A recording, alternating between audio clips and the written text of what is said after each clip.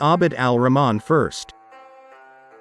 Abd al-Rahman was the founder of the Emirate of Cordoba and ruled as Abd al-Rahman I from 756–788 CE. As one of the lone survivors of the Umayyad Dynasty after the Abbasids defeated the Umayyad Caliphate, Abd al-Rahman bridged the Umayyad Caliphate and the Umayyad Emirate of Cordoba in Spain. Abd al-Rahman established Muslim rule in Spain as an independent and long-term political.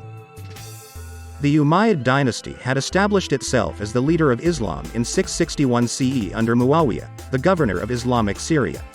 Syria and Syrian Arabs became the power base for the Umayyads during their nearly century-long rule of the Islamic world. From their capital at Damascus, the Umayyads expanded their empire to reach the borders of China in the east and into Europe in the west. They launched assaults on the Byzantine capital at Constantinople twice and skirmished with the Tang Empire of China and the Franks. In short, the Umayyads established the most powerful and wealthy empire of their day. Born into this glittering and powerful Umayyad court was Abd al-Rahman, the grandson of Caliph Hisham, r. 724–743 CE. But the rich court was snatched from the fire of revolution. The Umayyads had focused on Syria and the Arabs almost to the exclusion of other peoples inside the empire, and this now came back to haunt them. In the border province of Khorasan, the local leader Abu Muslim declared a revolt against Umayyad authority in 747 CE. This revolution advanced on the core of the empire and defeated the last Umayyad Caliph in the Battle of the Zab in 750 CE.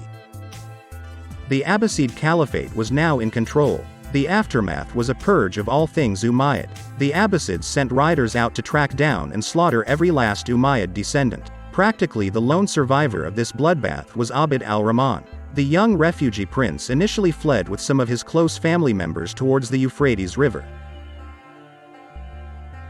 Once discovered, he had to abandon his relatives, including his infant son, Sulayman, and flee further afield. Abd al-Rahman spent the next few years traveling only with a Greek freedman, Bedr. Largely going incognito, they headed down through Palestine and across Muslim North Africa, looking anywhere for sanctuary. The ruler of Islamic Ifriqiya, roughly modern Tunisia, resisted Abbasid domination and initially invited the surviving Umayyads to join him, but, fearing that the Umayyads would overthrow him, later turned on the Umayyads including Abd al-Rahman.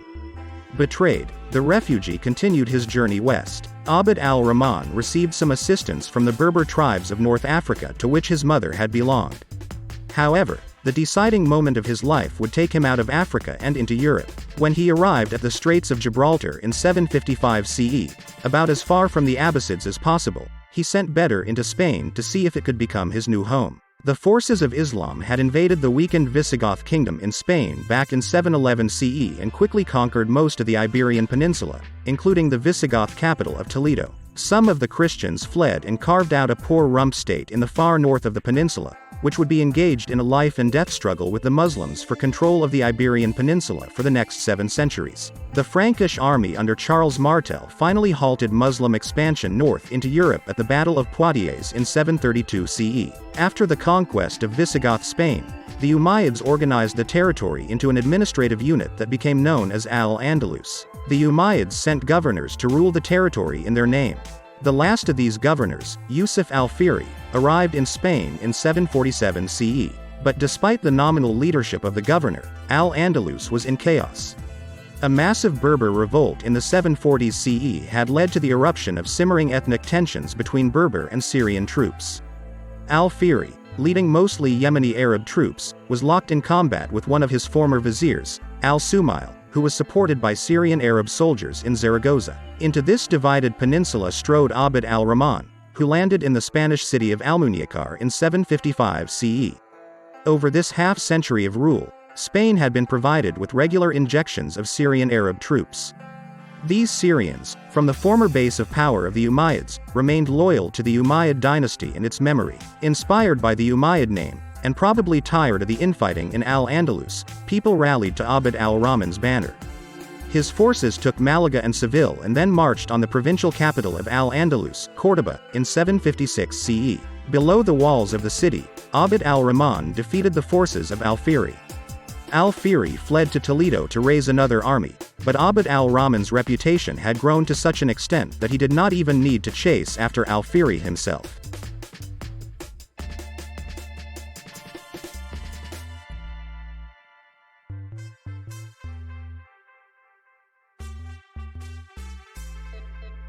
Soon al-Fihri's head ended up on his doorstep in Cordoba, and al-Sumail was captured and locked in a Cordoba jail shortly thereafter. With most major cities in southern Spain under his control, Abd al-Rahman declared himself the Emir of Cordoba in 756 CE. Himself a victim of the Abbasids, Abd al-Rahman's new emirate became a haven for those political and religious dissenters suffering from Abbasid persecution. Amongst the influx of refugees was Sulayman, Abd al-Rahman's son, whom he had had to leave back on the banks of the Euphrates when fleeing from the Abbasids 6 years before. Here, at the edge of the known world, was the first breakaway Muslim state in history. Abd al-Rahman promoted his few remaining Umayyad family members to leading positions in the emirate, and soon it was an Umayyad Caliphate in miniature. The new Abbasid Caliph, al-Mansur, r. 754–775 CE, was understandably outraged by this young upstart breaking off part of his empire. This rage was only heightened by the fact that al-Mansur had inherited all of the anti-Umayyad venom of his Abbasid predecessor. Al-Mansur appointed a new governor of Africa, al-Allah, to defeat Abd al-Rahman's upstart emirate. In 763 CE, al-Allah landed an Abbasid force in modern-day Portugal. Al-Allah's superior force managed to besiege Abd al-Rahman in the city of Carmona and, with vastly superior numbers, it seemed that the Emirate of Cordoba would be short-lived. However, with starvation imminent if action was not taken soon, Abd al-Rahman led his remaining troops out of Carmona and fell on the surprised Abbasid soldiers. The heads of his dead enemies were packed in salt and sent back to al-Mansur, who, albeit probably reluctantly, admitted that he was glad the Mediterranean Sea separated him from the Umayyad. Although he had defeated the Abbasids in Spain, Abd al-Rahman yearned to take the fight to the Abbasids back in his homeland in Syria. He did not just want to carve out a new home for himself, but to destroy the Abbasids like they had devastated his own family.